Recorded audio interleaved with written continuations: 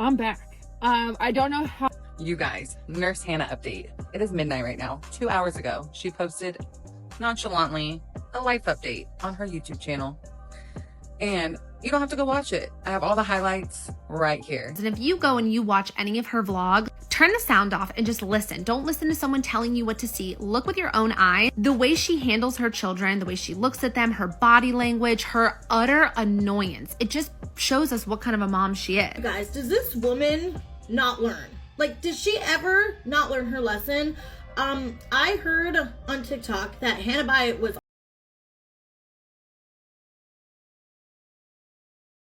Nurse Hannah is back, and as expected, her return is as controversial as ever.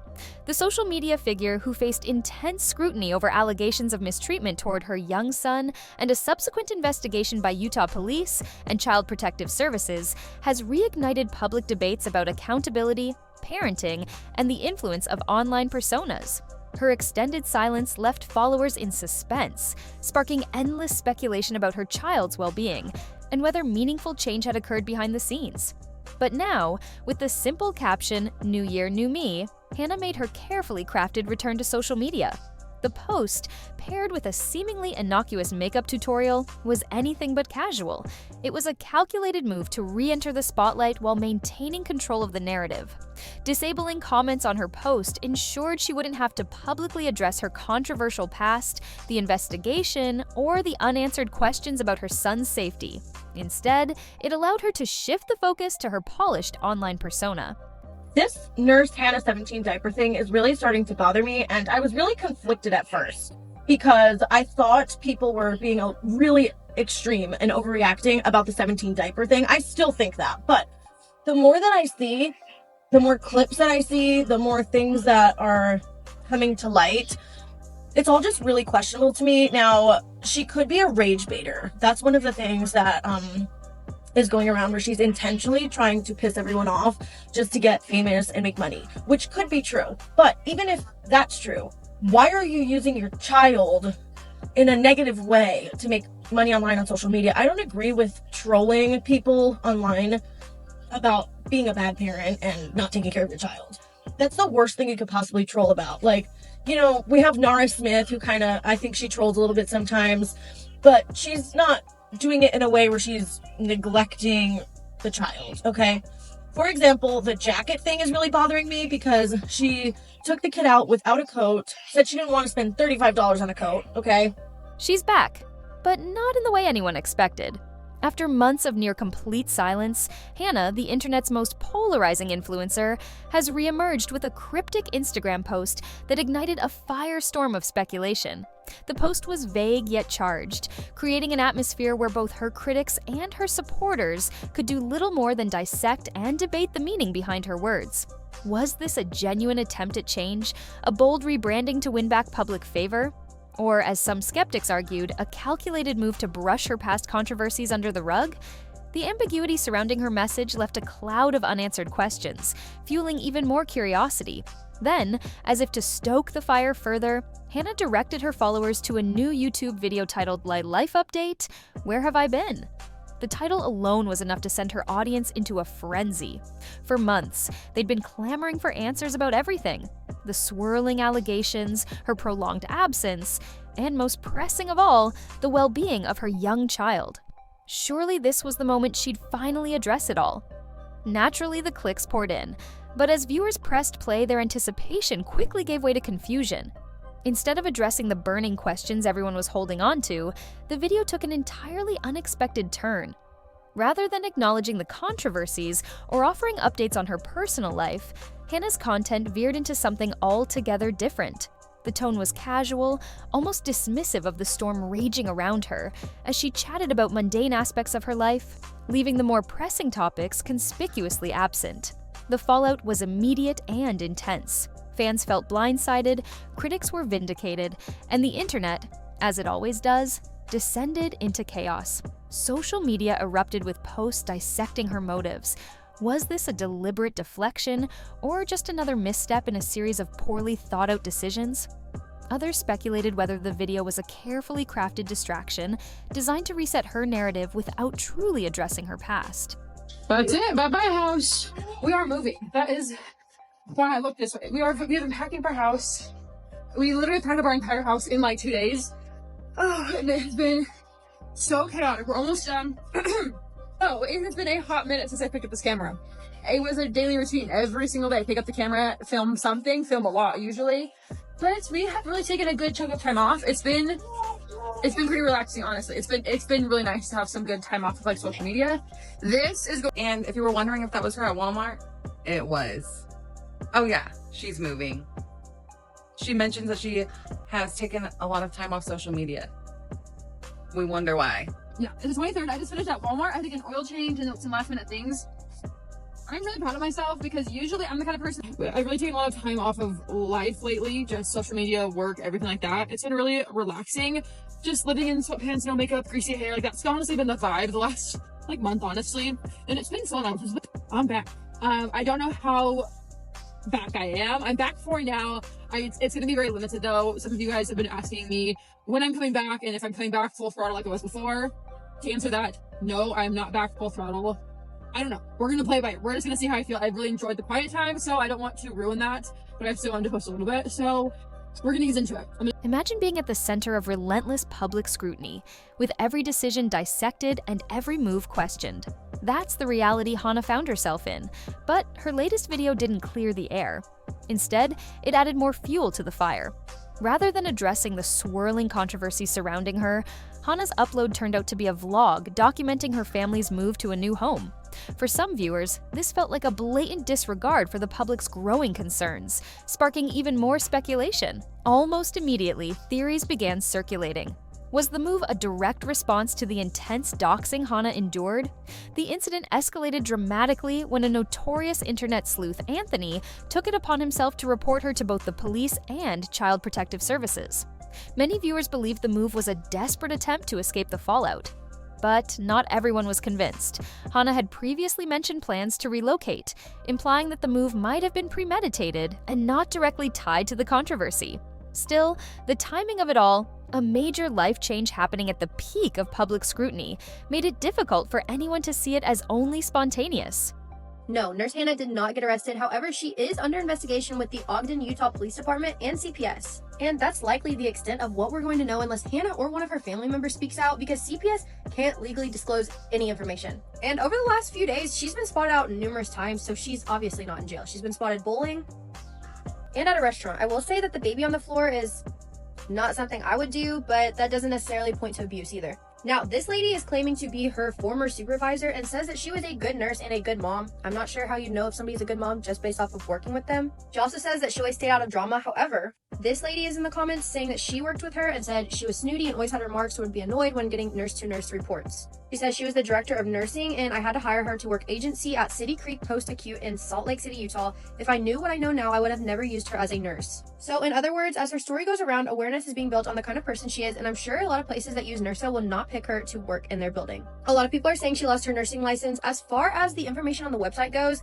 she has not lost it. It's still active. When public controversy collides with a personal retreat, the spotlight rarely dims. But for Hannah, it seems to have shifted in an unexpected direction. In her latest video, she left her millions of followers with more questions than answers, focusing on finding peace and family time while sidestepping the drama that once gripped her audience. Was this an attempt to move on, or a strategic dodge of the growing scrutiny around her? The video begins innocuously enough, with Hannah detailing the logistics of her recent move and reflecting on her time away from social media. She spoke of enjoying peace and quiet, describing how stepping back allowed her to reflect and prioritize her family. But for an audience invested in a story far deeper than home decor and self-care, her updates felt glaringly superficial. The controversies that surrounded Hannah, fueled by ongoing investigations and concerns about her son, were notably absent from her narrative. These were the very issues that had captivated public attention and driven her story into headlines, yet they received no acknowledgement in the video. Instead, she maintained a tone of detachment, as though consciously avoiding the elephant in the room. Toward the end of the video, she briefly acknowledged her critics, stating that she had taken time to reconnect with her family. This fleeting comment, though perhaps intended to show resolve, felt like an attempt to gloss over the deeper, unresolved questions that continue to linger. Reactions to the video have been polarizing. While some fans praised her for protecting her peace and focusing on her family, others accused her of deflecting accountability and dodging the tough conversations. Social media lit up with speculation. Was this Hannah's way of quietly exiting the chaos, or a calculated move to reset the narrative on her own terms? In the end, Hannah's video leaves us with a lingering question. Is this the start of a new chapter, or merely the calm before the storm? Oh my God, I literally just saw that Nurse Hannah's back on TikTok. And for me, it's not just the fact that she's back, it's like how she came back. Like, rather than posting a video addressing the allegations that have been made against her, because even if they're not true, she could come on this app and she could say, I'm back, I've taken a much needed break. Those allegations that were written about me and my husband are untrue. I love my children. This is how I care for my children. I can see how it was perhaps maybe misconstrued from my content, and I take ownership for what I put out there. And while some of her followers are praising her return, others are noticing something suspicious. Could Hannah be dodging the tough questions that still haunt her? And where is the one person we all expected to see by her side? Her son? Let's dive into the drama, the omissions, and what this comeback really says about her. When Hannah made her return to social media, there was one thing everyone was waiting for: the reckoning. Fans were looking for answers. What happened to her son? Will she address the past allegations? But instead of confronting these lingering issues, Hannah chose to remain silent. No mention of her son's well-being, no acknowledgement of the accusations that once dominated headlines, just a polished, perfectly curated reappearance. This absence of transparency left viewers feeling unsettled, with many expressing frustration over the lack of closure. For some, it seemed like an intentional attempt to sidestep the elephant in the room.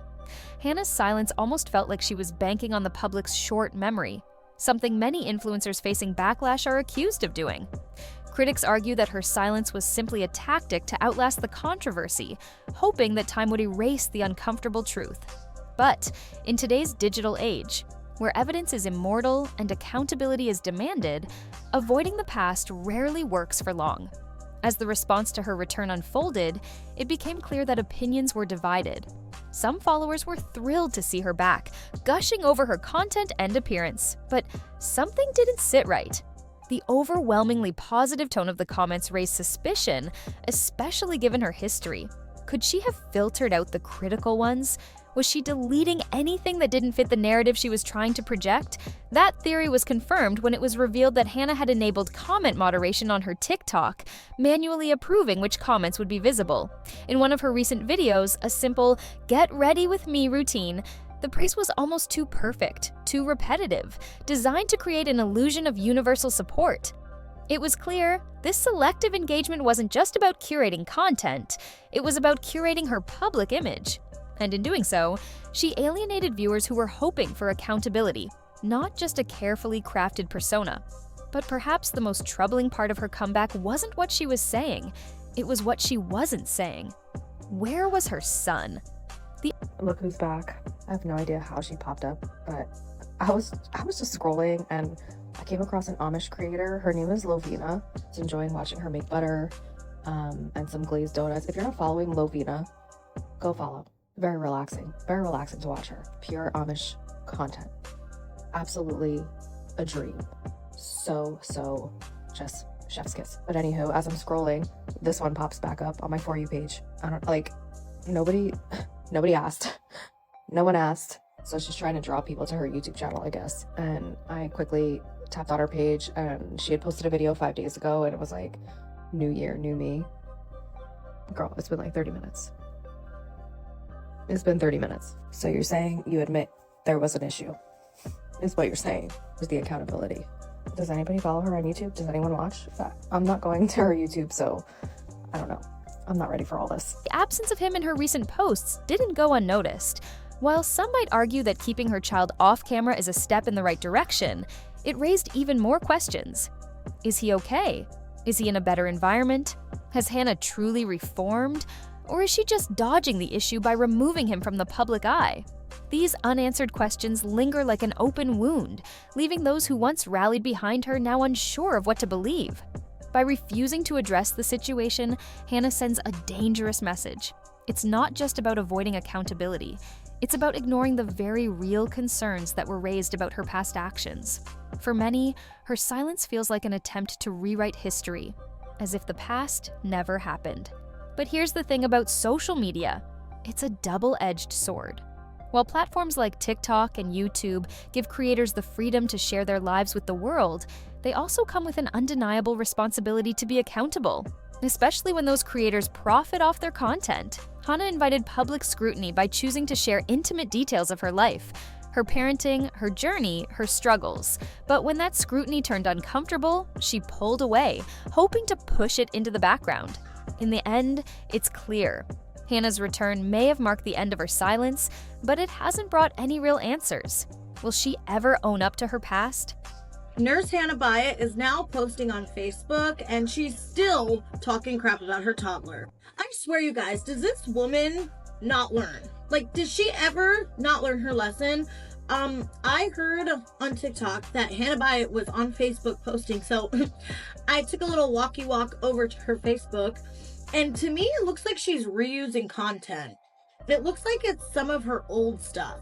But the first video I saw was posted 2 days ago on Reels, and she's talking about how she's fasting, okay, for her church now. And she's so cranky that her toddler even looks at her wrong and she snaps at him. I just finished a 30-hour fast. This month, on the first Sunday of every month, our church encourages us all to fast, eating no food or water for 24 hours. I haven't been able to participate in this for like 10 months with being pregnant and breastfeeding and all that kind of stuff. So today was the first time I did it. It kind of sucks, to be honest. I don't do well without food or water. I get very, very hangry. My poor husband all day long was like, why the freak are you so grumpy? Oh my gosh. All day long, I was in such a bad mood yesterday. I just couldn't function. I had such a low patience level and temper with James. Basically, James, my 2-year-old, would look at me and I would snap at him. Today, when I have food and water, I look back at yesterday and I feel I literally do not understand this woman, you guys. Like, why does she continue to rage bait using her child? I literally don't get it. You would think after everything that happened on TikTok that she would go over to Facebook and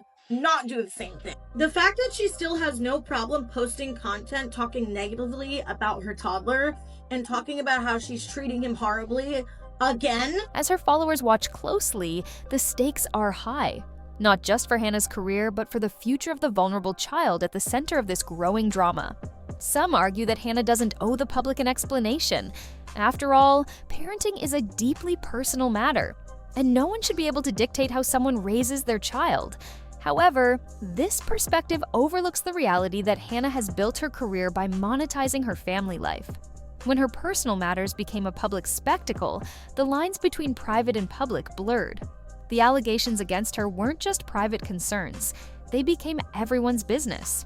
And now, accountability isn't just a moral obligation, it's a professional one.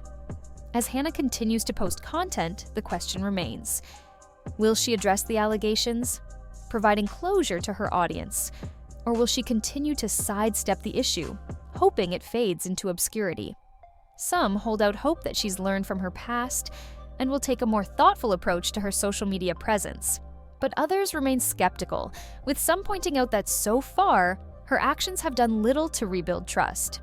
For many, the bigger question is whether Hannah's return to the spotlight is a genuine attempt at change, or just another strategic move to reclaim her platform without taking full responsibility for her actions. The public is divided, and opinions are sharply polarized.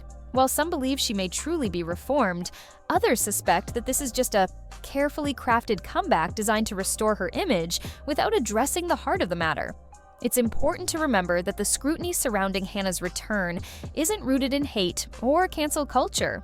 It's about accountability. The real concern here is the safety and well-being of her vulnerable child. Social media holds immense power to amplify voices, but with that power comes responsibility. As viewers, we have a collective responsibility to demand accountability from those who wield influence, especially when it comes to the welfare of those who can't protect themselves. So for those of you that hate on my husband's method of sweating it out when you're sick, it may be torture to go run in the moment, but I feel great. I feel fantastic. I feel totally fine. I feel totally fine. Not a single symptom, not a sore throat, not a cough, nothing, not a headache, nothing. I wanted to rot on the couch all day long, but I didn't. I slept a little bit in the morning. I went about my day like it was normal. I cleaned the house. I went on a little walk. I went outside because I knew that if I rotted on the couch all day long, there's no chance I was gonna sleep at night. And I knew I needed to get a good night's sleep to go to work today. So if you're gonna hate on my husband, if you're gonna say all these red flags, I feel great, not a single symptom. Med pass heavy, running from med pass to med pass to med pass. But hey, we're doing just fine.